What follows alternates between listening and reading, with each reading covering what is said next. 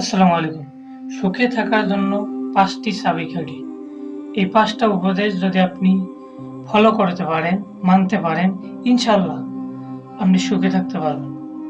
সুখে থাকার ১ নাম্বার চাবিকাঠি, কাউকে অন্ধের মতো বিশ্বাস করা যাবে না।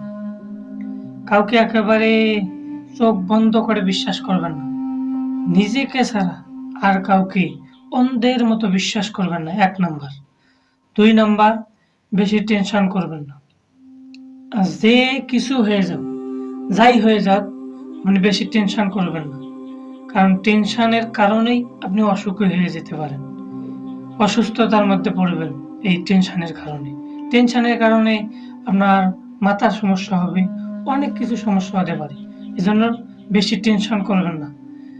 সিচুয়েশন যাই হোক, বেশি টেনশন করা যাবে না। ৩ নাম্বার যেটা, বেশি লোভ করবেন না। বেশি লোভ করা যাবে না। বেশি লোভ করলেই সমস্যা হবে। বেশি লোভ করলে আপনি অসুখী হবেন। বেশি লোভ করলে আপনার ক্ষতি হবে। এজন্য বেশি লোভ করবেন না। আল্লাহ যা দিয়েছে, ভালো দিয়েছে, এটা নিয়ে সুখে থাকুন। ৪ নাম্বার গুণ, আল্লাহর ওপর বিশ্বাস হারাবেন না। যতই পরিস্থিতি খারাপ হোক, অন্তত আল্লাহর ওপর বিশ্বাস হারাবেন না। অবশ্যই আল্লাহ একদিন এর প্রাপ্য আপনাকে দিবেই। এজন্য আল্লাহর ওপর কখনোই বিশ্বাস হারাবেন না। ৫ নাম্বার, অল্পতেই রাগ করবেন না। যারা অল্পতেই রাগ করে, তারা কিন্তু রাগের ফলে অনেক কিছু হয়ে যেতে পারে।